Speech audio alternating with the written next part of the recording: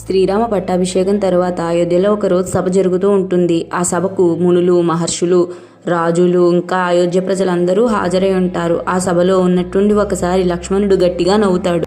ఆ నవ్వుకు అర్థం ఏమిటో తెలియక సీతమ్మ అమ్మవారు ఒకసారి అరణ్యవాసంలో ఉండగా మీ అన్నయ్యను వదిలిపెట్టి నేను ఒక క్షణమైనా ఉండలేను అని అన్నాను. కానీ ఆ రావణుని చేత ఇంతకాలం ఉండవలసి వచ్చింది కదా, అందుకు కదా లక్ష్మణుడు నవ్వుతున్నాడేమో అనుకుని సీతమ్మ దిగులు పడింది. అది చూసిన రాముడు లక్ష్మణుని, ఏం లక్ష్మణ, ఎందుకు అలా నవ్వుతున్నావని కోపంగా అడిగాడు. అప్పుడు లక్ష్మణుడు, అన్నయ్య, నేను అరణ్యవాసంలో మీకు తోడుగా ఉండగా నిద్రాదేవి వచ్చి నన్ను తనను ఆహ్వానించమని కోరింది. అప్పుడు నేను ఈ 14 ఏళ్లు నా వద్దకు రావద్దని, కావాలంటే నా నిద్రను కూడా నా భార్య అయిన ఊర్మిళకు ప్రసాదించమని కోరుకున్నాను. అంతేకాకుండా నేను ఎప్పుడైతే అయోధ్యకు తిరిగి వస్తానో అప్పుడు నన్ను ఆవహిందువుగానని నిద్రాదేవిని నేను కోరుకున్నాను. అందుచేత నేను ఇప్పుడు అయోధ్యకు చేరుకున్నాను కదా, అందుకని ఆ నిద్రాదేవి ఈ సభ జరుగుతుండగా నన్ను ఆవహిస్తుంది, అందుకే నవ్వాను అని చెప్పాడు.